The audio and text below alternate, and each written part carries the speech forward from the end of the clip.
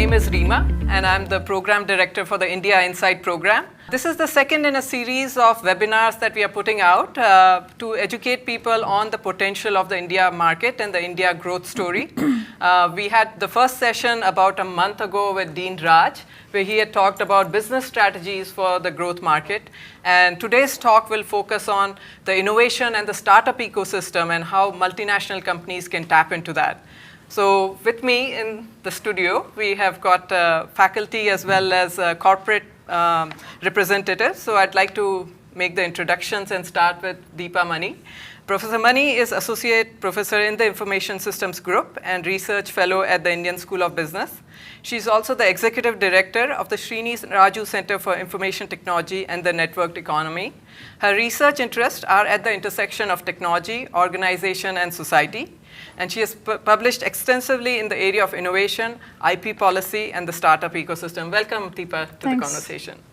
I'd like to introduce Anand Nandkumar. He's an Associate Professor of Strategy at ISB and is also the Academic Director for the Center for Innovation and Entrepreneurship. He explores industry and firm-level phenomena that influence innovation, the generation of new ideas, and entrepreneurship, distribution, and commercialization of new ideas. His research focus is on high technology industries such as pharmaceuticals, biotech, and software, and it falls between economics of technological change and strategy. Welcome, Anand, to the conversation. Thanks, glad to be here. Last but not the least, I would like to introduce Apurva Mehta. Apurva has been an in-house lawyer with several multinationals such as Qualcomm, Microsoft, Diego, and SAP. He specializes in technology law and policy, namely intellectual property, including patents, information technology, cybersecurity, privacy, and other digital laws. He has 17 plus years of rich experience to share with us today. Welcome, Apurva. Thank you. Okay. So just before we begin, I encourage all our audiences who are live to use the comment box and put in their questions. I'll weave them into our conversation as we start this dialogue with the people present here. So I'd like to start maybe, Deepa, with you first. You have studied the innovation landscape on a global scale as well as within India. Maybe if you could share some of your insights about what is changing. I mean, we talk about digital transformation, and I know you're deeply engaged in that. Could you talk a little bit about the innovation landscape globally? Is it changing? What are the new trends? What are you seeing happening in the world? Okay, so I think digital, as you say, is very close to my heart. Most of my research is in the space of technology and its effects on businesses and society as well. And I think technology has been altering the innovation landscape for a while, and this is in some sense accelerated or amplified in the last few years. I think there's some research which talks about how, for instance, today, if you look at, there's a lot of discontinuous change in today's business environments. If you look at traditional industrial economy players, they are compelled to not just compete with companies who look like them and move like them and who have the same values as them, but they now have to compete with a set of technology companies, digital entrepreneurs, digital giants. Like, for instance, in the auto industry, a GM knows how to compete with a Ford. It doesn't quite know how to compete with a Tesla. It doesn't quite know how to compete with an Uber. Uber has, in fact, transformed the product of the auto industry. And therefore, the need for innovation, continual innovation, the need to respond to disruptive innovations that are enabled through technology and technology-enabled business models, the need to change the cognitive DNA, as I call it, of organizations. All of this has become far more important today. And the speed and agility of response has also assumed critical importance for not just competitive advantage, but also for survival of firms. And therefore, like I said, so therefore, I think, discontinuous change, innovation to drive discontinuous change, in disruptive innovations, response to disruptive innovations. I think you're going to see a lot more of this as far as organizations globally, worldwide are concerned. Sure. So maybe building on this, you talk about technology as one of the key drivers, right, for this disruptive change and how businesses need to evolve business models. When we talk about innovations, could you identify what are the key areas of innovation? We talk about process level innovation, we talk about service level and product level innovation. Where do you see most of the changes happening, and does India have a distinctive advantage in one of these areas versus others? So I think, it's the effect that you talked about, the type of innovation clearly varies by geography. And you see in terms of tech product innovation, you haven't seen that much in the Indian context. Anand and I have a research paper where we look at, for instance, what is the nature of innovation that comes out of India, and we don't see it in patents. And I think you'll probably talk more about that. You don't see it in patents, right? Most of the patents filed with the Indian Patent Office seem to belong to multinationals. But there's a lot of business model innovation. There's a lot of process innovation, perhaps, that's happening here. Look at the pharma industry, look at the IT industry, the two large exporters in this country. They're driven by a model of innovation that's not predicated on product, but rather on process innovation, right? You reduce the cost of technology ownership. And it's not just a labor advantage, but the IT industry built itself on developing practices and principles that helped it to become this low-cost provider of IT solutions. Now they've, on moving forward on that journey, started to look at productizing services, using AI and driving innovation, etc. But the genesis was more in business model innovation. Similarly with the pharma industry. So I think what type of innovation varies by geography. And in some sense, I think you will see again the startup ecosystem in this country as well evolve to perhaps drive some of the product innovation gaps that we talked about. Sure. So maybe I'd like to build on this and ask Anand. We talked about innovation and different kind of innovations based on different geographies. And I remember you mentioning the Western style of innovation is different than the Indian style. And I love the term that you used is, protect and profit versus share and grow. And these different innovation strategies. Could you elaborate on that from the Indian context? What is the difference? So what I think is very different about the Indian innovation ecosystem is the coexistence of formal and informal innovation ecosystems. So for example, the grassroots innovation or even frugal innovation that we talk about, a lot of these are essentially community-driven efforts. Professor Anil Gupta, for example, has documented a lot of these innovations, and that's driven essentially by the needs of the community, wherein there is a lot of sharing between people, and the new ideas are essentially comes from sharing these ideas with each other. This is completely different from this idea that, okay, look, somehow I'm going to crank out these ideas, and my competitive advantage is going to be built through sort of protecting my innovation instead of sharing it with each other. So there are these two types of innovation ecosystem that actually coexist in our economy. So if you think about sort of these institutions like maybe lots of the multinationals and maybe the national labs and even some universities, for example, they operate in the middle of a formal innovation ecosystem.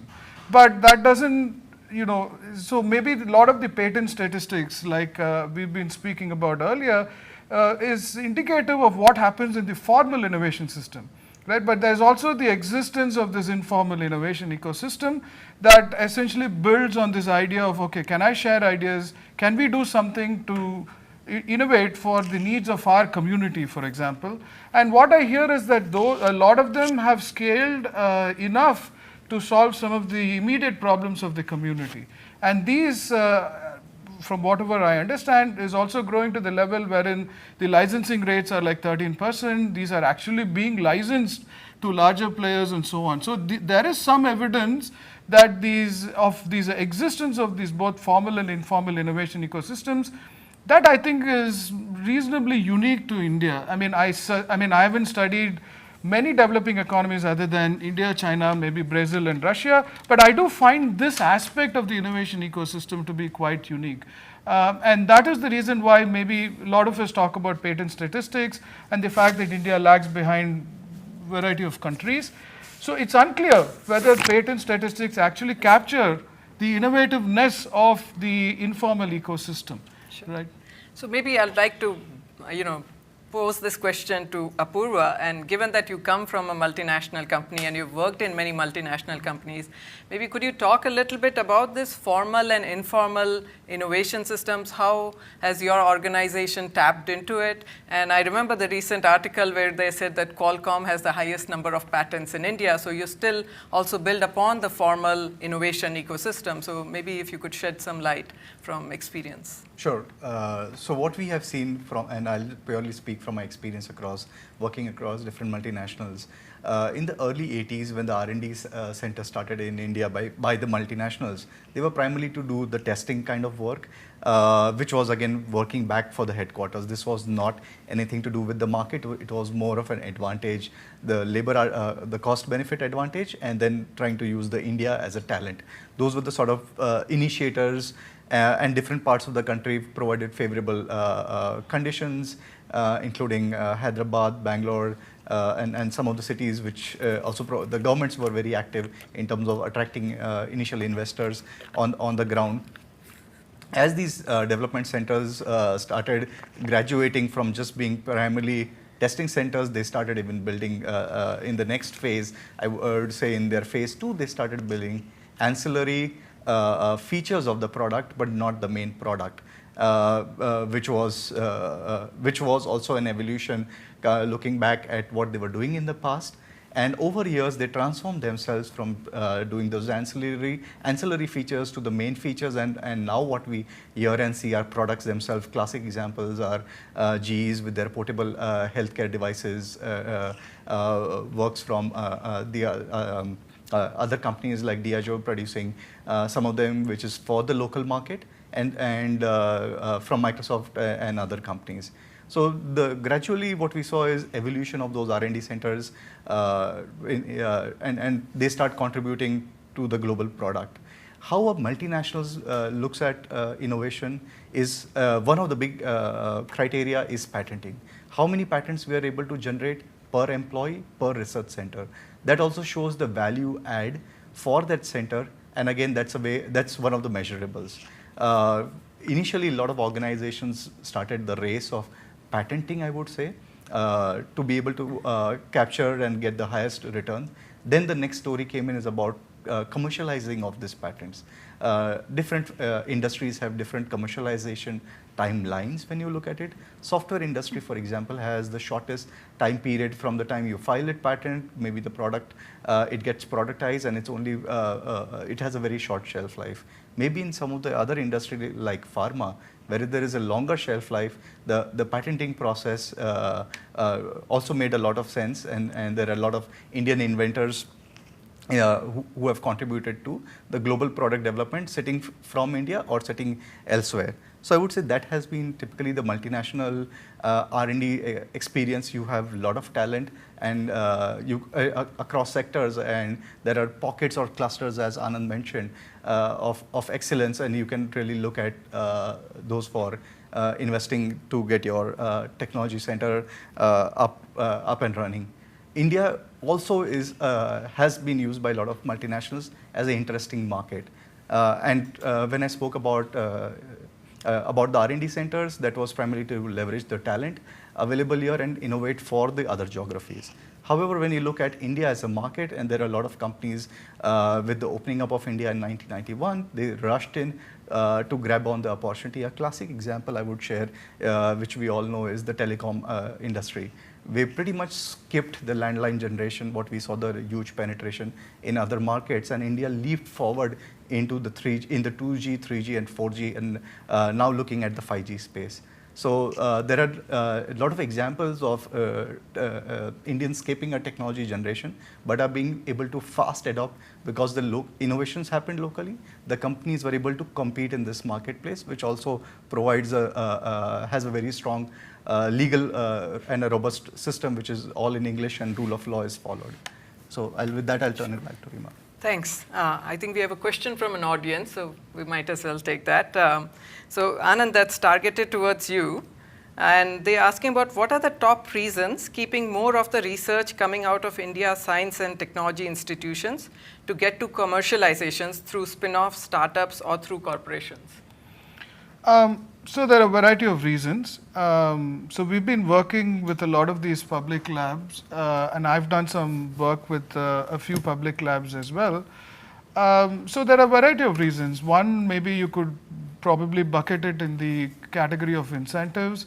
So a lot of these high-class scientists, some of whom are actually very world-renowned, maybe sometimes don't believe in commercializable technology itself, right? So they are pursuing science for in the interest of pursuing science, right? So that's probably one reason. So the critical question then becomes, how do we incentivize those top-class people to actually disclose their innovations so that they're actually commercialized? Sometimes it could just be the fact that it is just maybe not knowing the laws of the land. So a lot of scientists, for example, file for present conference papers even before filing for a patent, which essentially makes the process of patenting very difficult. So there are a variety of reasons in this area, a lot of which can actually be changed. And the point that these people, these scientists are not capable of generating commercializable innovations is only part of the reason. Maybe very seldom true with certain types of world-class institutions that we actually have. But more, the reasons are around incentives, and policy actually plays a great role in incentives as well. For example, in the US, the Bayh-Dole Act is, which essentially incentivized universities to take on private research and even commercialize this, was a big reason why some of the university research actually made it to the civilian population, right? We don't have, maybe there is a lack of policies on those dimensions. So maybe I would call it as combination of maybe incentives, sometimes lack of knowledge about the process, the business of commercialization itself, and maybe three, maybe policy-based incentives which can actually incentivize maybe scientists to undertake private research and even commercialize it to hit the civilian population. Sure. And do you feel the new national IP policy plays a role in this to help provide the right incentives? I know there is Apurva, you had mentioned that with the national policy, they're going to schools and to kind of bring that mindset of taking an idea to lab and to commercialize it, and thinking about not just an idea for the sake of innovation, but how do you build a business around it, almost like seeding entrepreneurs. Right. So let me sort of maybe take a minute to talk about the national IPR policy. This is a Government of India Department of Industrial Policy Promotions under Ministry of Commerce policy of 2015. It essentially has 7 pillars. One of the pillars talks about the outreach. The government has been focusing on, and what Reema spoke about in terms of government trying to educate school kids right from secondary level until all the way to the college and engineering about the value of IPR, and hopefully we are trying to change a culture here and hopefully these people as these students graduate, we will start having more patents filed from India, and hopefully you and your students will be able to do some analysis and show some, spot some trends there. The second one is about efficiencies at the patent office. Historically, we only had 130 patent examiners. In the last 2 years, the patent office has hired 500 more. By the way, this is way smaller compared to the comparison with our neighboring countries, which at least have patent examiners to the tune of 3,000 to 4,000. However, going from 130 to 500 people, our whole in the last 2 years we have seen the grant rate has increased by 50%. And probably there is some more statistics out there. A lot of organizations, multinationals for example, have a systematic way of during their induction and new employee orientation talking about, have a session with lawyers talking about IPR and how do we want these engineers to be aware of the topic and start harvesting. We would typically have somebody stationed out there at the R&D centers who periodically talks to them, harvests some of these ideas, puts it through the pool. Incentives are provided to innovators for them to be able to continue on, get motivated to file more ideas, and hopefully those are valuable ideas for the company to consider for patenting. So those are some of the pieces, but I will pass on to Anand to share. Actually, we have another question which is very interesting, and Deepa, I think this might be targeted towards you. It talks about Elon Musk recently said that humans are underrated. Can that coming digital transformation leverage India's demographic dividend, and how? Well, I mean, this is this whole debate about whether AI complements and augments human intelligence or it substitutes human intelligence, and there just isn't enough data out there to make an informed commentary on this. But one thing is sure, that I think AI and moving forward, I mean, I'm saying AI because Musk's statement was in the context of this, and I think that moving forward, I think the new breed of technologies, especially AI and machine learning, which I think is the next big general purpose technology, it looks very different from automation in the past. There's a paper in Science in just last month, which was published by Erik Brynjolfsson, which talks about, he looks at all the 7,000 odd occupations in the United States and looks at their susceptibility to machine learning. In the past, when automation came about, the average productivity, the big decoupling between wages and productivity. Productivity went up, but wages came down, and automation essentially led to losses of a certain kind of jobs, and the income went to capital, and the income went to the 1% of the 1%. That's been the story of automation so far.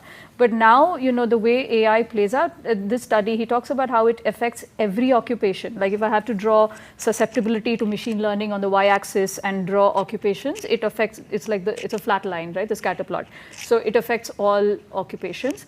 If I put wages on the x, again, it's a flat. So across wage levels, across occupations, it has an impact. Therefore, so that's a story of substitution, right? In some sense, every job is susceptible to machine learning. It's susceptible to the machine. But the flip of that is there are so many, there's also an emerging body of work which talks about the biases in algorithmic decision making, the inherent problems in just succumbing to the machine, etc., which is also where I think machines have a role to augment human intelligence.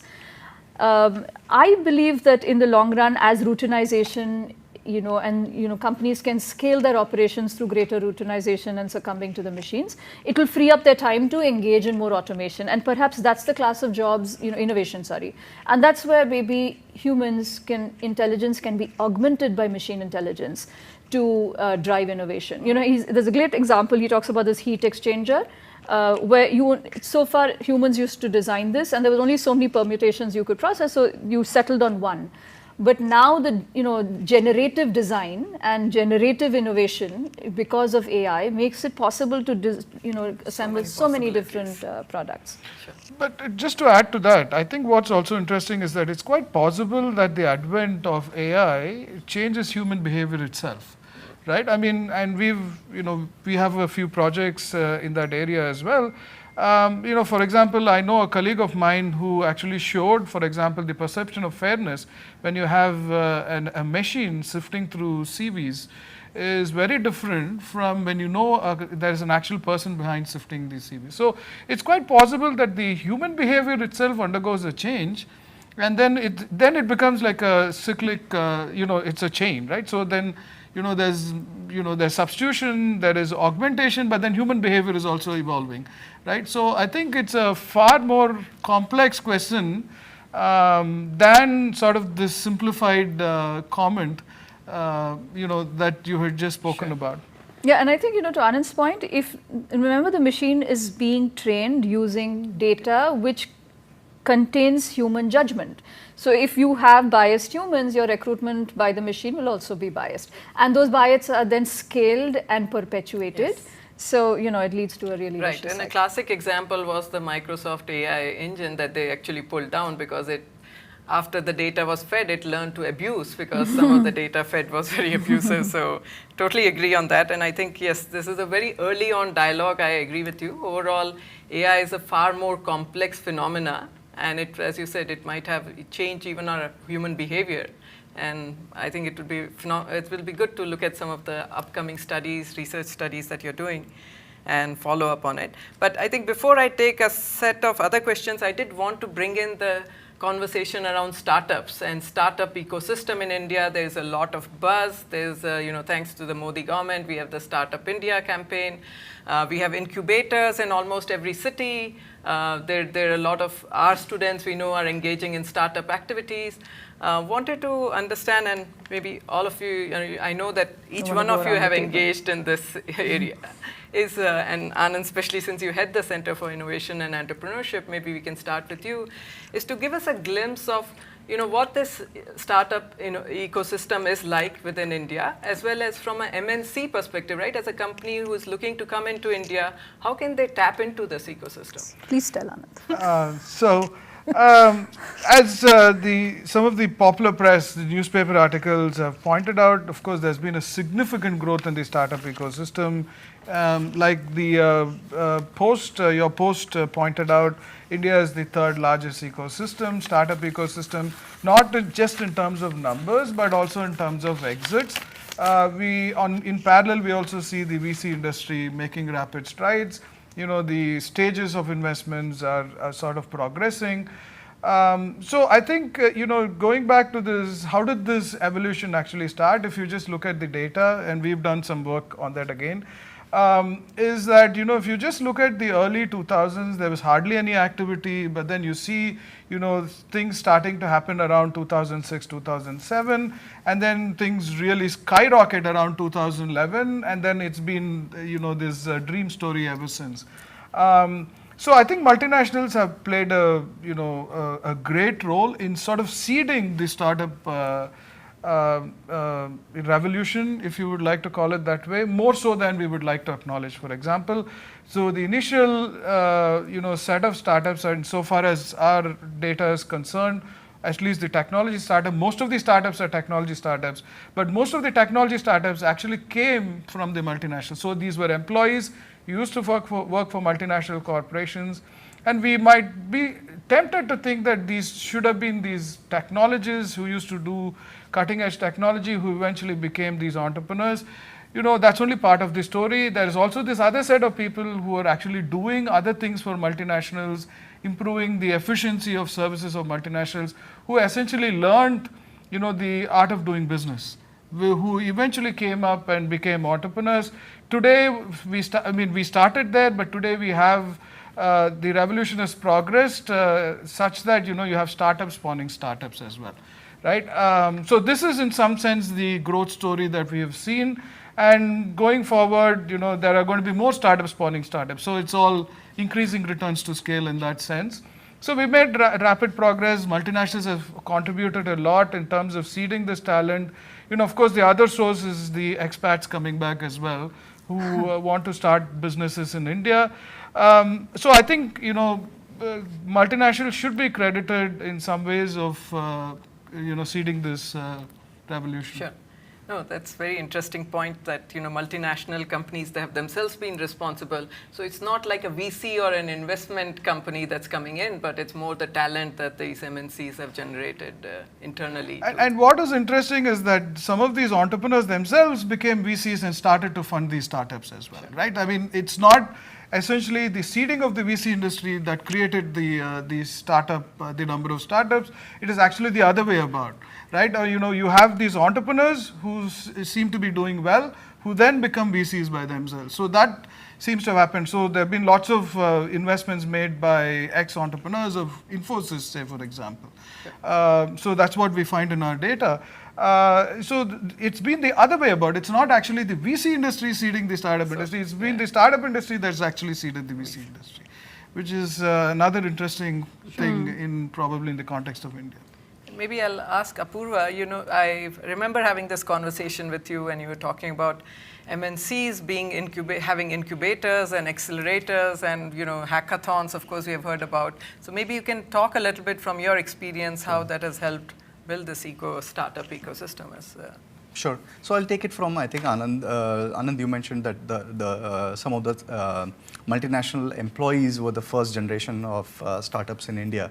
I'm going to sort of talk about the reverse side, is how did multinationals benefit from some of the sophisticated talent in India, and especially on the tech space. Multinationals often look at opportunities for them to look at longevity, and startups really provide that platform.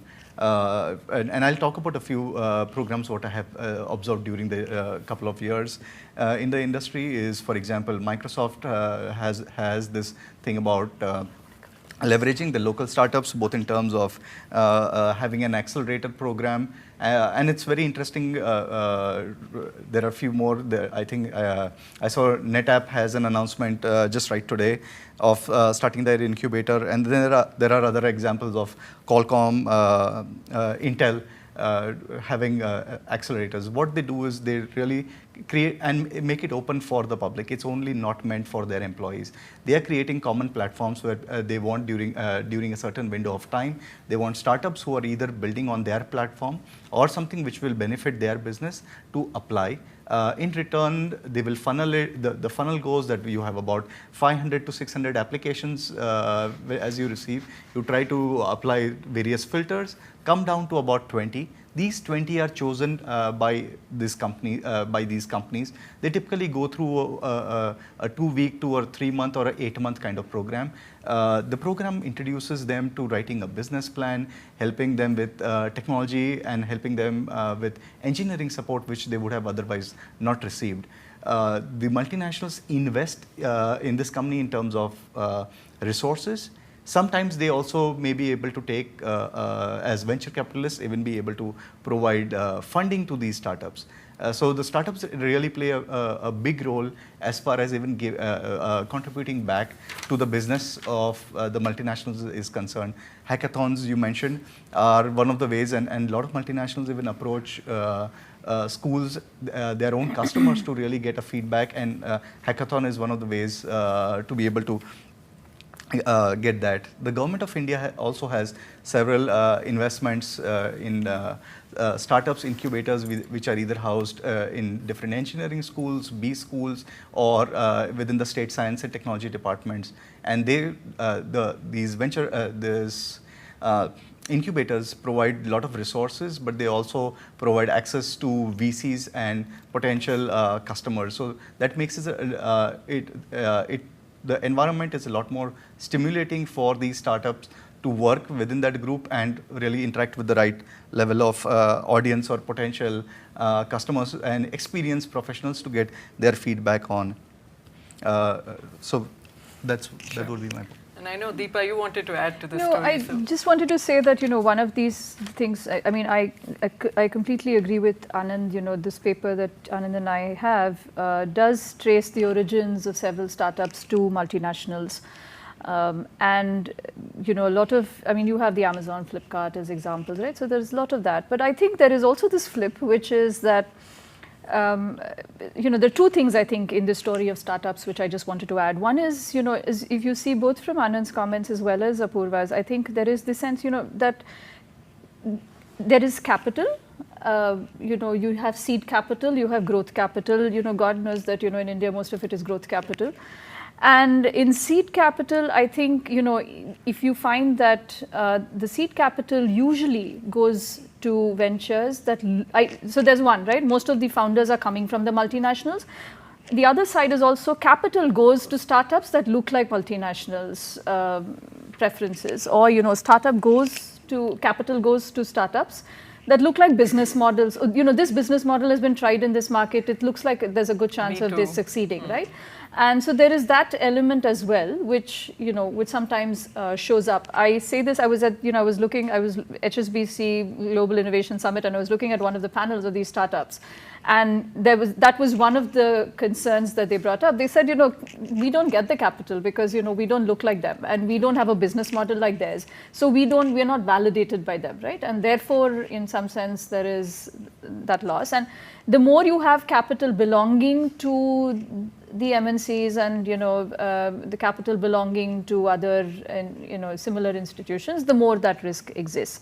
The second thing I thought, which was about outreach, which came up even in the IP policy, I think we don't have that many radical innovations. We see this in the data, it's not my opinion. So, we don't have that many radical innovations that are transforming markets and creating market value at large. We just don't see that.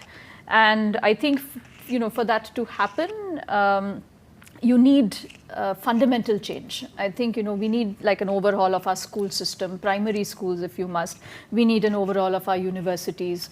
We need to create people, who dare to, like I always say, color outside the lines and think outside the, all of those other trite things. But we need school systems, universities and educational systems that urge and push and allow people and tolerate people who engage in that kind of iconoclastic activity. Yeah. So just to add to that, right? So given, if you put all of these in perspective, maybe these growth numbers, because there are lots of problems to solve as well. And it's okay right now, it seems like it's okay to apply these existing business models to solve the current problems. But nothing is to suggest that those growth patterns are going to sustain in the future.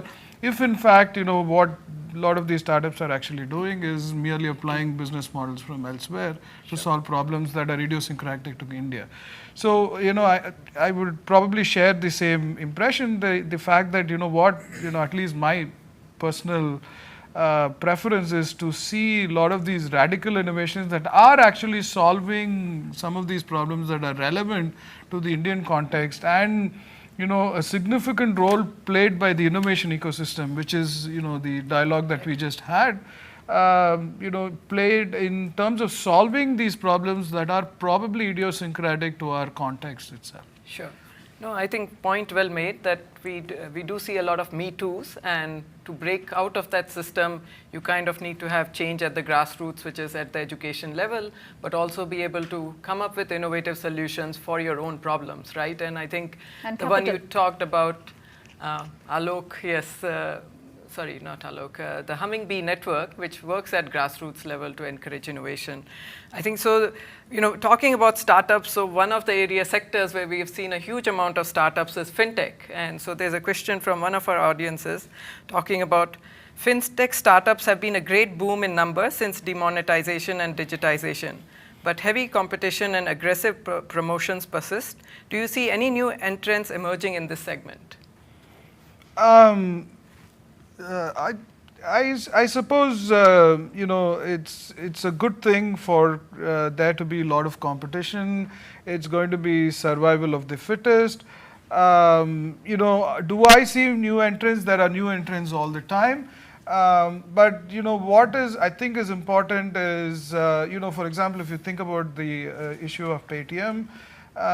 What I think was novel is that demonetization could have been a catalyst, but what the startup also tried to do is to maybe not exactly entirely a new business model, but to solve a specific set of problems that are idiosyncratic to our context, right? So there was some, even if it wasn't a radically new business model, there was at least some customization that they had to do to sort of hit that kind of volume as well. Right. But competition, coming back to competition I think is good because it's going to in some way sort out the men from the boys, and or maybe the girls from the women. Yeah. Oh, girls. Okay. To be politically correct. And then that's probably what you're going to see in the next few years. So competition has these two effects. Maybe it would be a dampener for Me Too startups to enter, but on the other hand, maybe those that enter might be these ones that are maybe more radical than the ones before. Sure. For me, fintech, I think, so typically, right, there is this, Anand and I teach disruptive innovations, and typically what happens is that, a disruptor comes in an incumbent's blind spot, right? You are an incumbent, you're traversing for instance, in this area, the banks, they're climbing a trajectory, earning large margins, etc. And, the startups are entering here where they don't notice them. And typically what happens is, the startup starts to build layers around its core product, and it evolves to, in some sense, intersect maybe not the entire organization in this case, but at least a dominant segment of business of the incumbent. And I think blockchain, a lot of the fintech technologies are at a stage where the technology is largely being a technology technology unto itself. And I think you will see evolution of this core product, and the company that in some sense gets that last layer of the business model correct, which is try to figure out how do I, and some of this has to do with the evolution of the technology itself, but some of this also has to do with, you know, the creativity of the startup to figure out how do I create money and extract money from the market to make this a viable business. I think that's when this will start to look disruptive, and perhaps that's the next 5-year game or so when these things will start to happen. And governments are getting incredibly comfortable with these contracts, so maybe you will have for instance, we're working with Chitmonks, which is a startup in T-Hub, which is looking at using blockchain and for the chit fund industry. So perhaps you'll see some, as governments begin to realize the benefit of smart contracts, etc., you'll probably find some policy changes as well that will be welcome. And maybe finally you'll have a business model that's not here yet. Sure. No, I think that's a very interesting point. Fintech is definitely an area to watch out, and maybe we feel because of there are so many players that it's a matured industry, but as you said, there are new technologies coming up, and I think the battle is yet to be won. So I think in the interest of time, I know that we have a hard stop at 7. So maybe I'd like to invite each of you to give a comment for our audiences who are looking at doing business in India, understanding, right? We have talked a lot about the innovation and the startup ecosystem. Maybe if you can share some insights as what is the future looking like and what to watch out for. India is a growing economy. Raj talked about, right, that imagine there's very few countries whose GDP is growing at 6 to 7%, and if you compound it over the next few years, 5 to 6 years, it's in double-digit growth, and very few economies have that opportunity to offer. So if you could shed some light of corporates who are coming to India, what is the kind of innovation and what can they look forward to as part of the Indian economy, as a player in the Indian economy? Okay, I since you didn't call upon anybody, I'll take this opportunity to go first. India, like you said, is there are lots of opportunities. Here is an economy that's growing at 7+% every year. The compound rate certainly makes the growth and the opportunities certainly attractive. That having said, there's only one message that I think I've discovered from the research that I've done, which is the fact that the multinationals seeking to enter this part of the world will also have to understand that here is a country that is in a different level of institutional development. When I say institutions, I mean the more or less the legal institutions, and of course there are these cultural norms and so on and so forth, right? So it's important for these multinationals to understand that here's a country that might be very different and in some ways similar, but in a lot of ways very different as well. And it's important to sort of come up with strategies, for example, that takes into account these cultural differences as well as the idiosyncrasies of this region. It might be very important to also understand the fact that a lot of our institutions, like, we were talking about this conversation about the lack of jurisprudence with the patent law, for example. A lot of these institutions are now emerging, right? And I think multinationals would have to come up and also be patient in terms of working with these institutions that are evolving and developing all the time. Yeah. Sure. Apurva, do you want to go next? Sure. So I think from my perspective, certainly this land is very fertile. That's what I would say, both in terms of able to find right talent to get your work done, but also in terms of right market. And there are also what we spoke about earlier with Anand. There's also a lot of reverse innovation happening from here for the other parts of the world. So these are the sort of conducive environment for any multinational to look at investing in India. So one piece is about the talent. The other one I would want to sort of mention is about rule of law. While some of the institutions are evolving, but also this is a very stable democracy. The courts work in English. So that makes it a lot more easier for an investor to look at coming into the country. We have very stable laws and institutions which are time tested. And the third one is about ability, and probably Anand may want to share more, is the ability of the states at this point of time to compete and weave your attention for investments. We have institutions like Invest India, which routinely go out looking for companies who want to set up bases in India, but also the states in India are at a very healthy competition themselves, which I watched from the Prime Minister's office closely in terms of trying to get a slice or pie of this. So really look at taking help of some of these government machinery to be able to set up your business can be very helpful going forward. Sure. Deepa, you'd like to add? Yeah, so I think two takeaways for MNCs. I think one is that, I think some of this overlaps with what Anand said, which is that, the terrain here is different, and therefore the ecosystem needed to create value in this terrain is going to be different from what, traditionally an MNC is employed in their country or in their home country. And I think this knowledge is important when MNCs interact with policymakers and with governments, because for instance, Uber has always touted that ride sharing decreases congestion. But, we did a study with Niti Aayog which finds that ride sharing increases congestion in Delhi. And that's because, when the ride sharing platforms were gone, people didn't get out their cars and their privately owned vehicles, they went into the metro. So, car ownership rates, you cannot assume the same substitution patterns or patterns of consumption as you do in, in the US. And therefore, now this has implications for private ride sharing and etc. Right? So I think, more careful attention to what is the terrain and what is the ecosystem that is needed to create value in this terrain. That's one.